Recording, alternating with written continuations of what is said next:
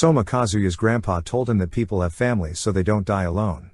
Since Soma's parents and grandma died, after he dies, Soma will be all alone. He told Soma to start a family and keep them safe. Not long after, Kazuya's grandpa died and Soma ended up by himself. Meanwhile, the king and important people of Elfrieden Kingdom were worried about something and decided to ask a hero for help. They started the summoning and brought Soma from a library to the king. The king thanked Soma for coming, but Soma was annoyed since he didn't want to come and got pulled into this world. But Soma decided to listen before getting mad. In the big continent Landia, many races lived. But 10 years ago, at the top of Landia, a hole opened and monsters came from the demon world, starting a big war. Some countries joined up to fight the monsters, but lost and the monsters took 1/3 of the land. That area was called the Demon Lord's Domain. The monsters divided up, so the other countries held their ground. Soma hoped they didn't want him to fight, but learned they wanted to send him to Grand Chaos Empire instead of money they asked for. Grand Chaos Empire fights the demons a lot since they share a border. They asked for money from countries that don't fight demons. Elfrieden Kingdom had refugees come, so could barely feed people and couldn't pay. But they could summon a hero and send him instead. Soma wondered what a hero is. They said a hero leads to a new age, but didn't know more. Soma worried Grand Chaos Empire might want to take him apart to see why he's a hero. The king and minister said no, but Soma thought they might still do it. Soma wondered what to do and asked if the empire would keep asking. The prime minister thought they would while there were monster attacks. Soma asked if they could summon other people. They said the last hero was 500 years ago and they couldn't summon often. Soma realized he was important and said it was foolish to send him now. Soma wanted to see money numbers to make the country stronger and say no to the empire. Soma, Prime Minister Marx and King Albert looked at money for 3 days. Then the king stepped down and gave the throne to Soma. He said Soma would marry his daughter Lisha. The news reached the 3 dukes who led the armies. They were surprised. Lisha rushed back, thinking Soma took over, but learned her dad chose him as more fit to rule. Albert said it was up to Lisha to marry Soma, but she should meet him first. Lisha met Soma, who saw her as help and wanted her to help work since she could read.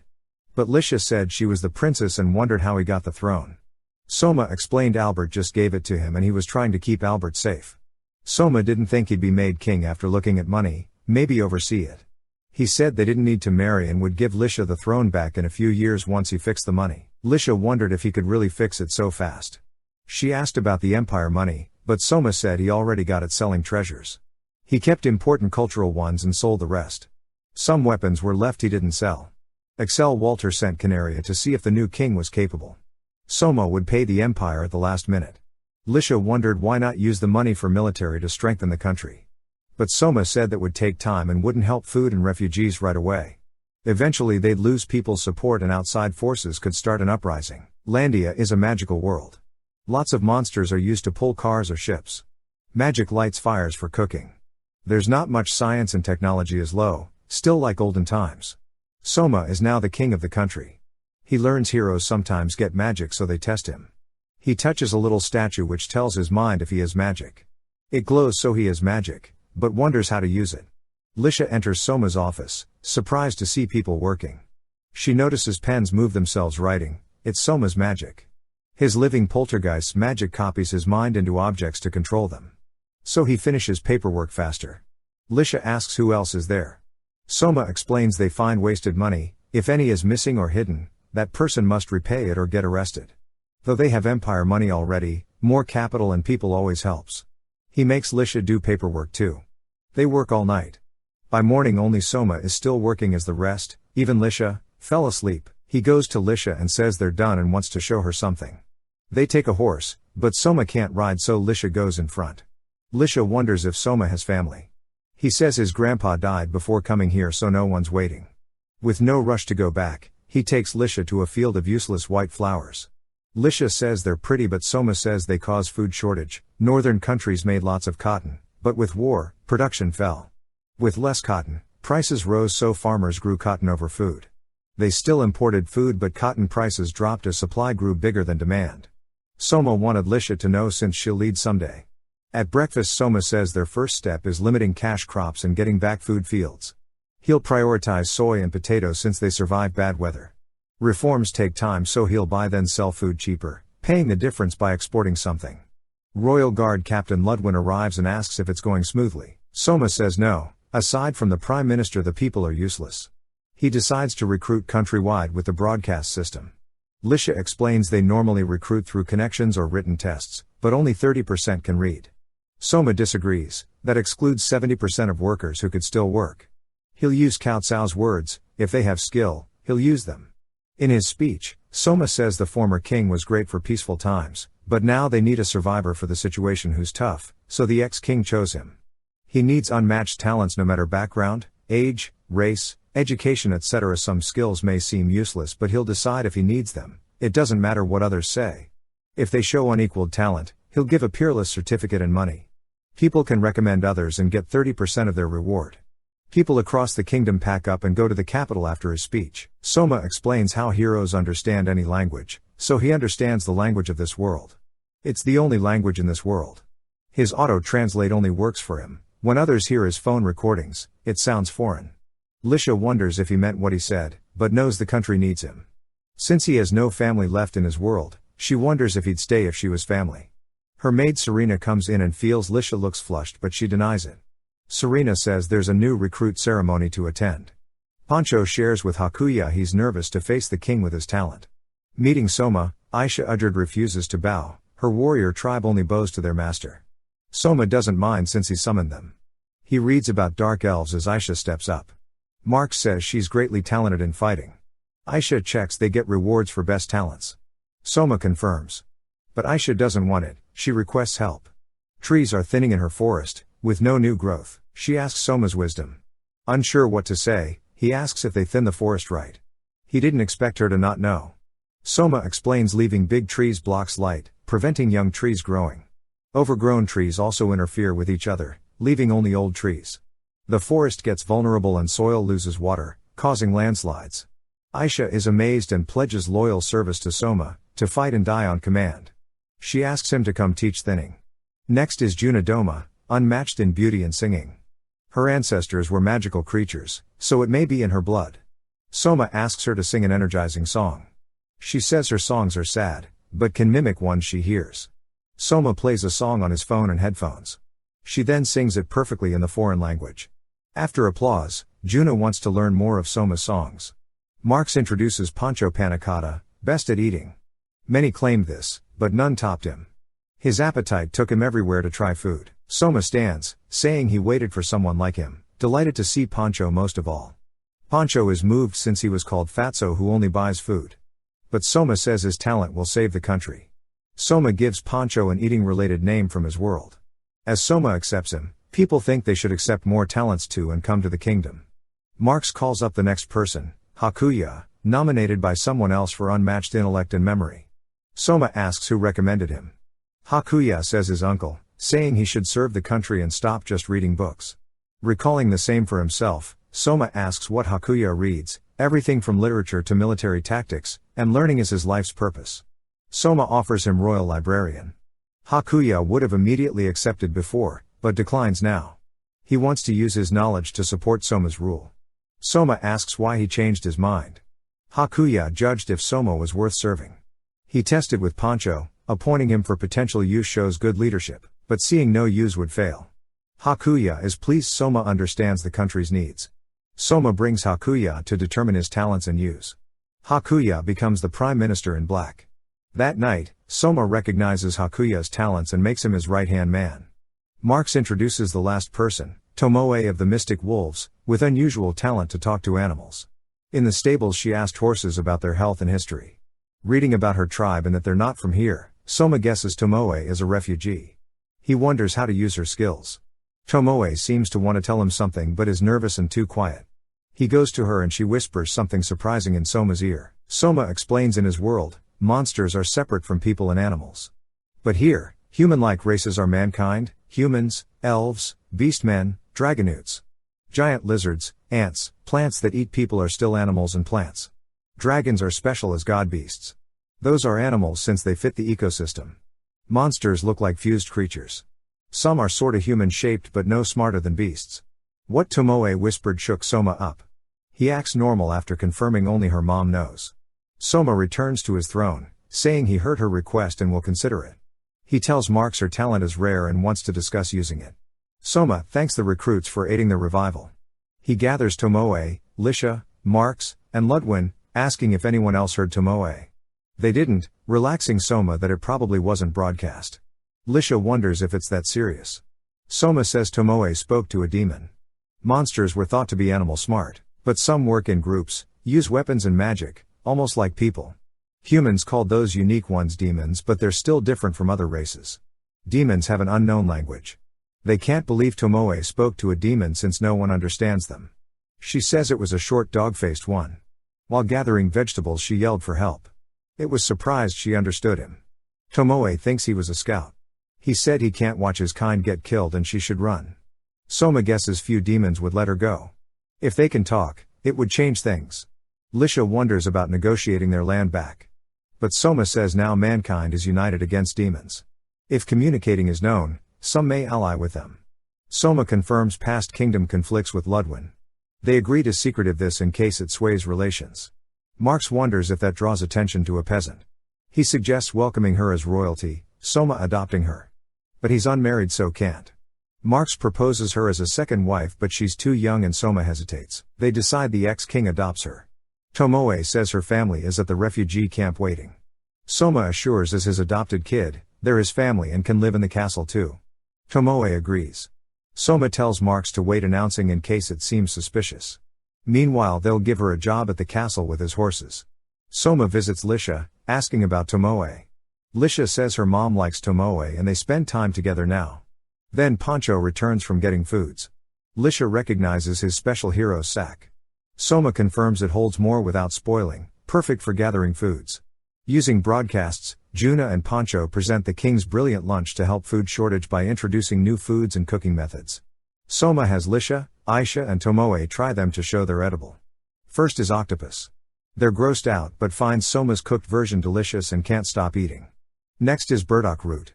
Aisha's eaten it in the forest before. Soma makes salty and sweet kinds, both enjoyed. The third dish already cooked shocks Lisha and Aisha, locusts. But Tomoe quickly eats one, saying the bean-boiled ones remind her of home. Soma is surprised they're seasoned that way. Pancho explains the process, making Soma realize it's like miso and soy sauce from his world, the flavors he loves. He cries happy tears since this world has his home flavors. They continue to taste test dishes but everyone is shocked at the next one. Jelons are weak creatures which can easily be killed by cutting or squashing them. They reproduce by dividing. Pancho's next dish for tasting is made of galeen, surprising everyone since they didn't know jelons were edible. Aisha wonders if it's dead. Lisha and Aisha find a galeen carcass odd since their fluids spill when cut.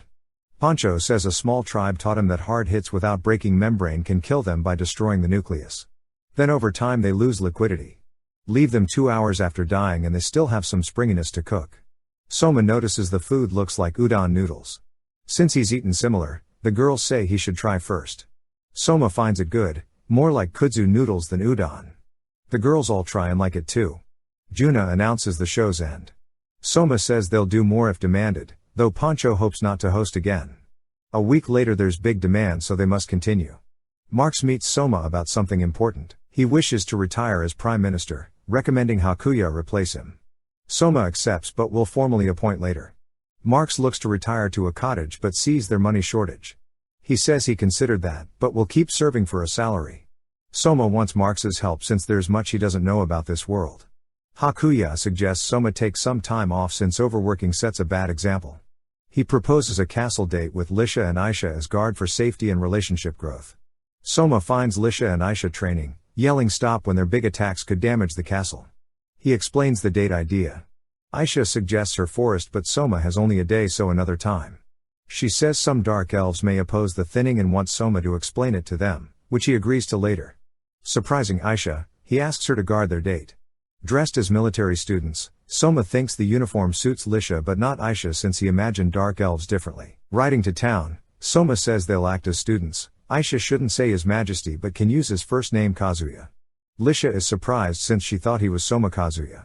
Soma realizes names are Western style here with given name first. All official documents say Soma Kazuya so he screwed up. Aisha suggests private in this situation use Kazuya. Soma is shocked Aisha is covering his mistake when he saw her as a letdown elf. Enjoying town, they get hungry. At Juna's cafe Soma introduces himself as Kazuya, An old friend. Juna catches on. Over Galeen udon, in demand lately, Juna says affordable food helps their shortage. Lisha feels Soma treats Juna differently than others. He confirms getting nervous with a beautiful girl. He scolds Aisha for eating messily. Juna thought her a gallant woman but now a letdown focused on food. Soma and Lisha agree she competes with Pancho in appetite. Aisha wonders if that's why Soma doesn't want her in bed. The girls are surprised hearing he's engaged. Lisha explains polygamy is recognized here. Even women can have multiple husbands. Soma hasn't seen other queen consorts besides Lisha's mom. She held power as the former king's daughter when marrying Lisha's dad. He didn't downgrade her for other consorts. Soma wonders if the abdication was right. Lisha says her mom would have approved since Lisha was the only heir. Different circumstances allow Soma another wife. Though not excited, Lisha allows up to 8 with her. 8 days a week here, she wants him one day.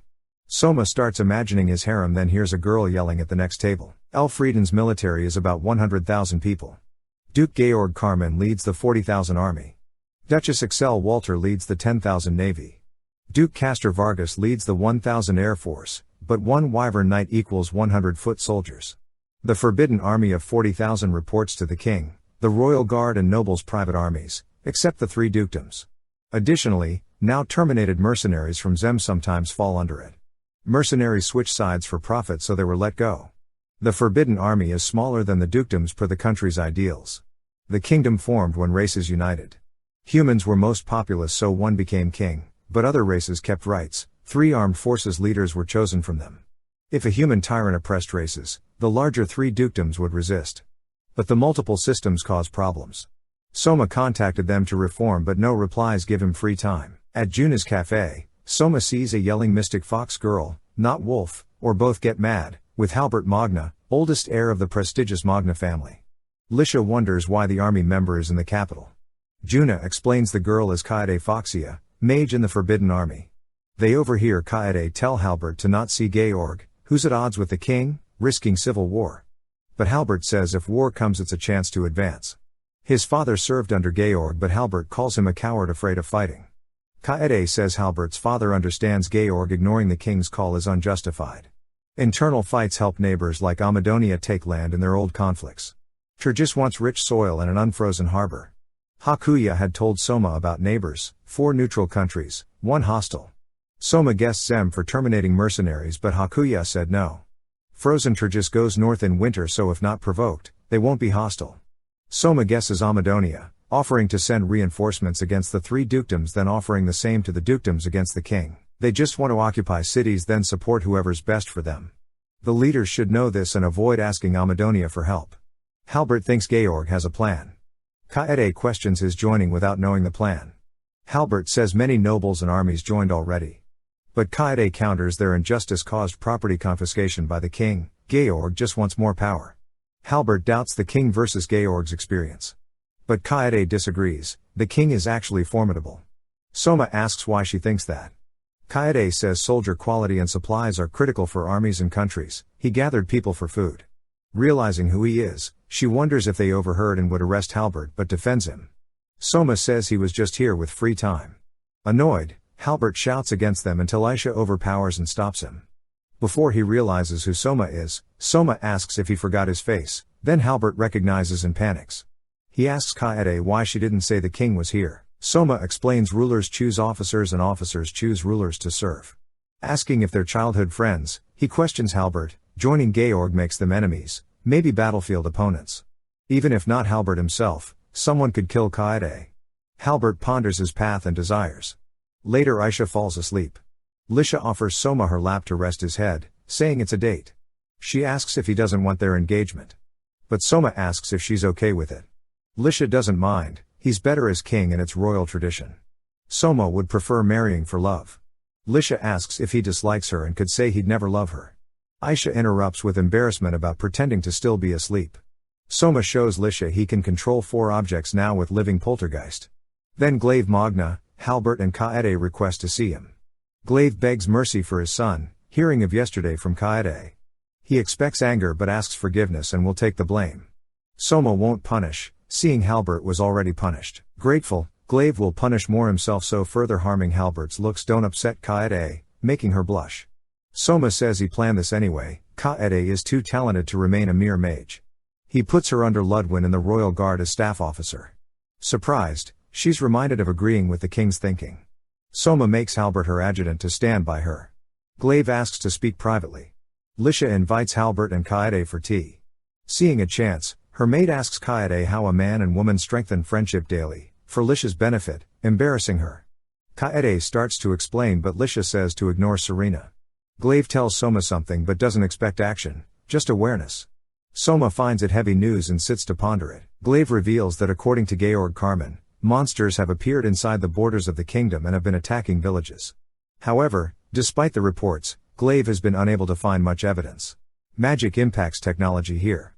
The Forbidden Army's battleship Albert usually needs an industrial revolution, but with no engines they use sea dragons to pull it. Though they have gunpowder, magic replaces guns. Infusion spells also strengthen objects or add effects. The cannons were made to fight ships since magic is limited at sea. Halbert and other Forbidden Army men build roads. He complains it's not protecting the kingdom. But Kaede says they hired unemployed people and still needed help. At lunch Halbert enjoys the king's shoguyaki burger with shoyu and mirin seasonings.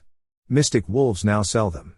Kaede likes the fresh vegetables. Roads ease supply lines. Once distribution smooths out supply and demand, prices fall. Soma appears and tells Halbert to casually call him Soma. They check out the road building. Lisha never thought about how roads were made. Kaede explains the volcanic ash and lime base. Soma says it's Roman concrete, hardening over years but still flexible, with 2,000-year-old buildings. Lisha sees lamps filled with light moss to light up at night. Aisha explains warding trees unpleasant for monsters and animals. Space between them lets wildlife that migrate for food pass without attacking people and livestock. Then a messenger bird Kui appears. Kaede says they detect their master's frequency from a distance. The message is from Aisha's dad. A landslide swallowed half her village with many missing. Soma asks their numbers here: 54 Forbidden Army, 4 Engineering Guild members including 6 Earth Mages. He states they'll go rescue the elves. Lisha is sent to request more rescue and supplies. Normal marching would take 2 days there, so 2.5 days since incident, leaving half a day before the 72-hour death rate spike. Seeing heavy carts and spires using them to transport the men faster. Reaching the village, they meet Aisha's dad Woden and share their numbers plus more coming. He shows where it happened: over 100 dead, around 40 missing. Soma asks for missing people names to not miss any. He has Woden post watchers for movement that may signal another slide, with Aisha sent. If they see signs of a second slide, abort rescues immediately, he tells the army. Instructing them to listen for voices in the dirt. At a large trunk he says he hears someone. Halbert didn't hear anything but is surprised to see someone trapped underneath when moved. Soma used a wooden mouse, controlled remotely to check spots people can't access. He describes the living poltergeist magic but then vomits after a mouse showed mangled bodies. Woden and Soma confirm finding all missing, though some died. Aisha shares that Lisha brought relief forces but Woden's brother Robthor says it's too late. He lost his wife and daughter is critical. He wonders why the forest he protected took his wife. Woden says not to blame anything now, just mourn and pray. Outside, Aisha tells Soma that Robthor opposed thinning, so wonders if more could have prevented this. Unsure, Soma explains it would have decreased chances and noticing warning signs would have allowed preparation. Nature constantly destroys and rebirths. Departing, he tells Lisha he couldn't do anything. His job is preparation, not directing on site. He failed in areas being busy with food and the 3 dukedoms. Juna visits hearing Soma hasn't slept, finding him in bed working. He confirms being tired but too preoccupied to sleep. She rubs his head, saying to show weakness to her. Leaders seem strong for people like Lisha. Noticing him asleep, she'll conceal his weakness if Lisha draws his strength, singing him a song. The 3 dukes meet in Randall. Castor must act before Soma gains favor. Excel asks if he still wants to rebel. She also refused to help but focuses on her city's safety. Amadonia likely sent both sides the same aid letter to weaken each other. She wonders why the patriotic Georg opposes Soma solving national crises. Georg says Soma can't govern, casting aside history, tradition, soldiers and ministers from his world without hesitation. Excel asks if he wants the throne. Castor doubts it. Georg confirms after driving Soma out, King Albert reclaims the throne and they'll serve him again. Excel tells Castor if it comes to battle, cut ties with Excella, Carla, and Carl. Carla enters saying if her dad fights, so will she. Soma deposed King Albert and went after her friend Lisha. Excel tries explaining but Carla refuses to listen, wanting to fight. In Amadonia, Gaius gets Georg's letter accepting their aid offer. Gaius says Prime Georg would have declined, being wiser. He tells his son Julius they'll send reinforcements to both sides to weaken them. Gaius' daughter Roroa asks what to do, sending soldiers will weaken them more. She thinks Elfrieden is lucky with higher taxes and funds from larger population, jealous of their purse. Kazuya says with the plentiful harvest, the food issue is solved. Recalling Machiavelli's The Prince, Soma knows moving to cruelty jeopardizes even peaceful rulers, though some cruel rulers see no uprising consequences. Seeing Hakuya's upcoming plan as cruelty, he recalls his grandfather's words to make them protect a family, stating their subjugation starts now. In Amadonia, Gaius readies invasion troops when Georg rebels. Advisor Colbert asks him to reconsider, it'll worsen starvation. Gaius says domestic ministers always say that. Colbert argues leaving themselves open to other countries goes against the Mankind Declaration against land grabs from inner conflicts. Gaius prepares to draw his sword but Julius steps between, saying it doesn't matter since Elfrieden never signed it. Gaius fires Colbert. Colbert then meets Julius' sister Roroa, who takes them away unseen. Soma meets the three dukes, demanding obedience or they're seen as traitors. Excel asks his intentions. If obedient, no actions against them, he says. Excel asks about their armies, he'll fold them into the Forbidden Army for united forces. Castor says their system prevents racial oppression. Soma agrees for peace times. But with looming enemies, multiple military command structures are ineffective. Castor asks what if central power becomes corrupt. Soma says take his head. Hearing Lagoon City will remain a port, Excel is relieved and pledges Navy obedience. Ask the same, Castor can't understand the throne gift without discussion. Lisha cites her father on avoiding suspicion, Soma is king now. Hearing that, Castor refuses acceptance and joins Georg. 100 Red Dragon Knights go too but other Air Force stays neutral. Soma skips asking Georg who showed no intention to follow him by taking corrupt nobles. But he wonders what stirred such intensity. Georg says it's warrior's pride, he'll decide Elfrieden's fate with his skill. Before battle, Soma's proposal, if they kill/capture the other, the loser's forces immediately switch sides. Georg and Castor agree. As they leave, Lisha shows her resolve with Soma by cutting her hair. Soma apologizes to Excel for not swaying Castor but she says it was his choice. Hearing Juna helped Excel assess Soma's fitness to rule, he's fine with it since it brought Excel's alliance. Hakuya tells Soma 30,000 Amadonia troops invade the Ursula Pass, likely occupying Altamura city. There, Gaius likes the land's production potential. Lord Weus says they won't fight hoping for mercy but need time as some want to fight back while others don't. Though no match for Amadonia, fools don't realize it. More time is needed to convince them without losing soldiers. Julius tells Gaius taking a fortress needs 5 times the troops so it's best to not waste them. Gaius promises to spare them if they surrender but plans to behead Weus later. With Forbidden Army at 10,000 and Georg at 40,000, Gaius feels Soma can't send aid. Meanwhile, Soma's negotiations failed so he immediately mobilized Forbidden Army. They quickly built a fortress by Randall Castle where Halbert and Kaede currently fight.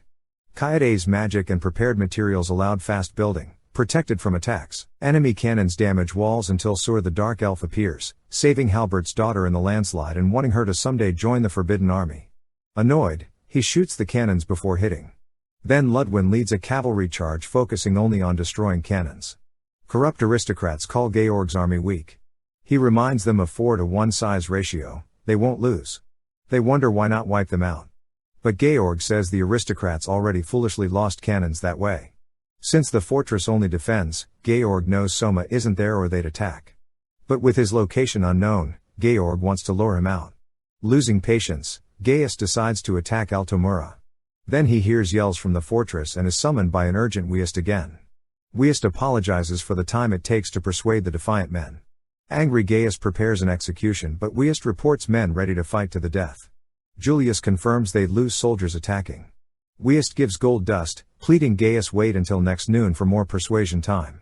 Julius approves so Gaius agrees. Inside, Weist wonders if this sacrifice was right when the gold could have hired mercenaries.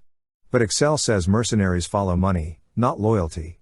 With 3 enemies, time is her ally and she'll spend gold for it.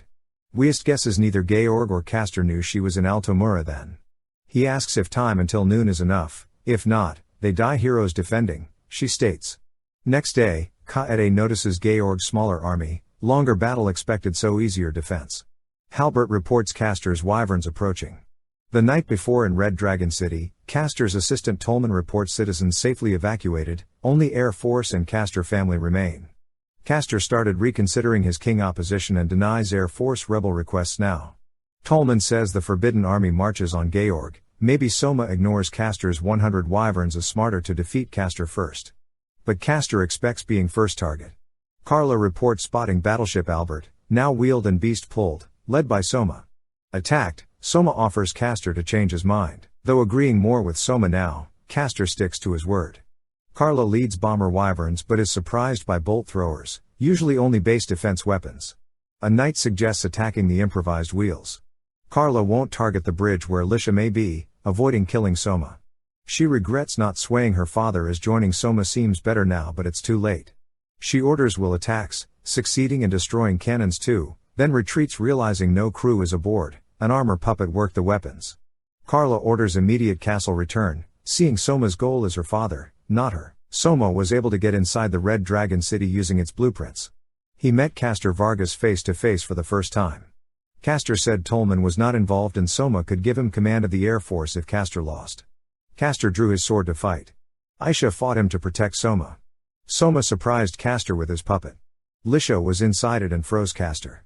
Aisha then defeated him. Castor admitted defeat. He asked if Soma was a good king. Lisha said yes, he was good to her. She would fight her own father for Soma if needed. The battleship blew up. Soma knew the Air Force would come back soon. Lisha collared Castor as Soma's slave. If he tried to hurt Soma, the collar would choke him. Castor accepted this. When Carla Vargas came back and saw her defeated father, Lisha collared her too. Soma made Tolman temporary head of the Air Force to join his army. Lisha talked about Carla's good points, like doing as she's told, but Soma stopped her from begging for Carla's life. As a rebel, Soma would overlook crimes if Carla became his concubine. But he couldn't bend the law too much or risk losing people's trust. Carla said she wouldn't plead for her life. She admitted ignoring Soma's letters asking for help. She was ready to die. Near Randall Castle, the Air Force joined Soma's side. He went to meet the nobles with Halbert and Kaede. Seeing Halbert talk freely with Soma surprised Carla. Lisha explained Halbert had permission as one of them. The corrupt nobles met Georg Carmen as the Air Force betrayed them. Hearing damage reports, Georg said taking city folk hostage meant defeat. The nobles didn't understand. Their army was fine and they could shield themselves while sacrificing citizens. This angered Georg. He collared the nobles as too vile. He asked Beowulf Gardner to collar him too and send surrender, taking blame so the soldiers would be spared. Beowulf told Georg that Soma wasn't taking Randall. He went west with his army and ordered Georg's army to join later. Georg realized Soma targeted a bigger enemy and celebrated the wise king. Lisha explained Georg arranged this. Soma hadn't planned to fight the three dukedoms. Axel Walter already secretly supported him, thanks to her daughter Juna. Soma asked Axel to hide this in case others objected.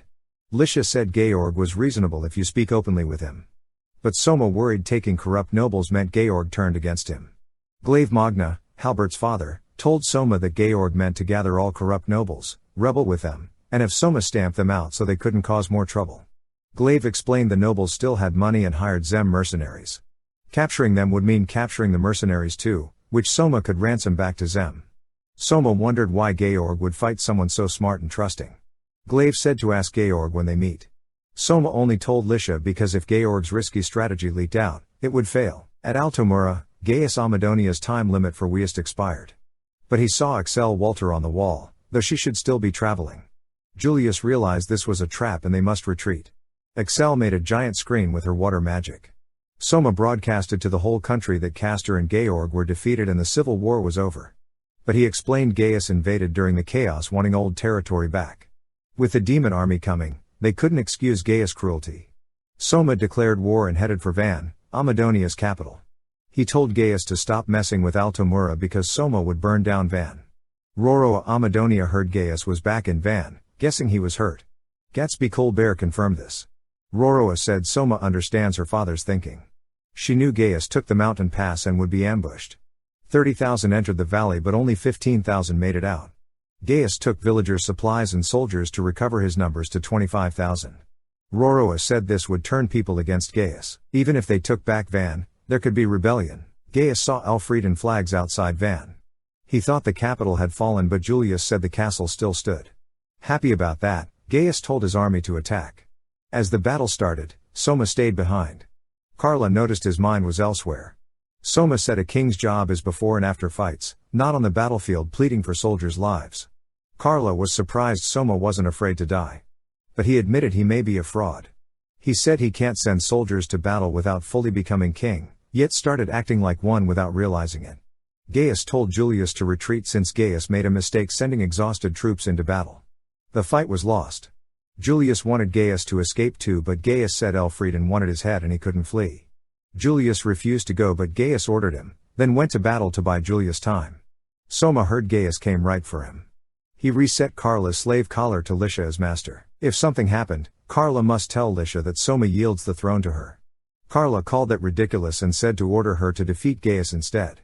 She wouldn't do it for Soma, but so Lisha wouldn't be sad. Soma agreed. She flew into battle. Ludwin struck down a Gaius double. Carla fought Gaius, but he pushed her down. Soma's puppet attacked Gaius, who batted it away. Soma appeared and Gaius charged, but the puppet jumped on him and held him down. Soma told Carla to ignite it. She did, blowing it up. Gaius' armor top blew off, but he still stood and walked, vowing to show Amadonia's backbone.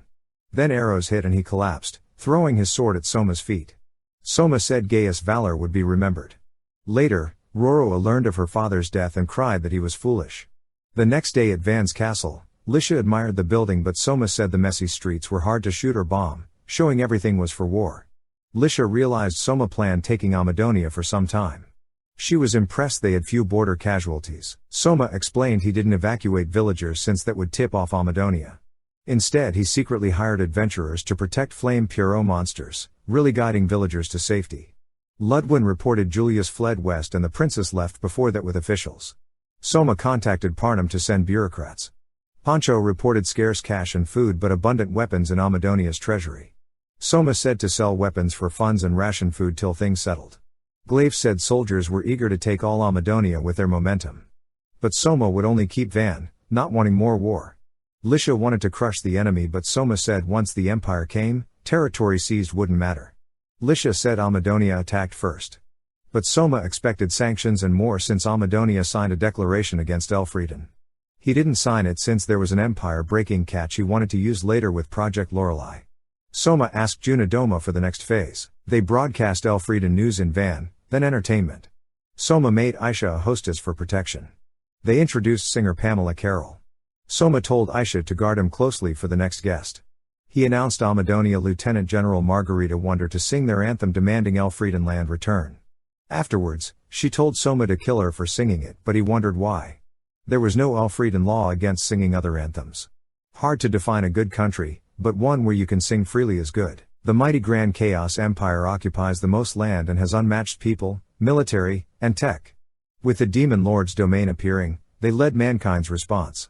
Leader Maria Euphoria made the Mankind Declaration to unite against monsters, stop wars and racism. At the imperial capital Valois, Maria's sister Jean visited to say she headed to Van to meet its hero King Soma. Jean knew Amadonia took advantage but had to negotiate Van's return. Maria knew Amadonia was at fault but must follow the declaration. She heard Soma was brilliant and would be reasonable, but Jean disagreed, calling Maria an idealist and Soma a realist. Soma's workload grew with Van. More people wanted the plaza for self-expression after Soma's music show stirred them awake. Roroa saw lively plaza acts unlikely to want her brother Julius to restrict freedoms again if he tried retaking power. Hakuya reported a 50,000 imperial army coming, advance troops sooner. Pancho showed Soma a lily. It had a powerful hallucinogen if inhaled but safe, valuable food in the bulb. It grew in Amadonia mountains. Harvesting during pollination avoided toxicity spreading to the bulb. Mountain folk in the empire harvest and eat them, using orangutans. Pancho negotiated with Amadonia orangutans using tomoe. They'd harvest bulbs if paid in regular sake barrels instead of wages. Soma agreed and said to increase production. While close shopping for tomoe, shopkeeper Sebastian asked Soma that if generals proposed a good first war plan, would he quickly adopt it or wait hoping for a better one? Soma said he'd wait for possibly something better. Sebastian then said if he was a general wanting his plan picked, he'd withhold it and propose it later after debate stalled. He said men and women bargaining is another battle. Soma called him a great strategist. After buying Tomoe shoes too, Soma gave Juna a hairpin to thank her help. They enjoyed visiting market stalls. Then Jean appeared, interested in the broadcast system for her nation. She introduced herself, wanting to see Soma personally to confirm his character given rumors, saved a nation from bankruptcy, pioneered food, gathered beauty consorts despite an engagement. Jean guessed the consort rumor was false, ruining her plan to sway him by bringing her saintly sister. Jean explained they shouldn't assist Amadonia, but her sister wants to treat everyone equally. Soma realized Jean was also a realist. She apologized he was summoned. Soma explained to Juna that nations far from the Demon Lord domain felt Elfrieden benefited without signing the declaration or aiding, so demanded funds and made Elfrieden do a pointless hero summoning to seem supportive. He was fine with it all after finding a family to protect here. Jean left. Soma foresaw tough negotiations. He later gave Aisha lipstick and Lisha a necklace as gifts. Well, that ends today's video. Make sure to subscribe to our channel for more recaps like this. Bye.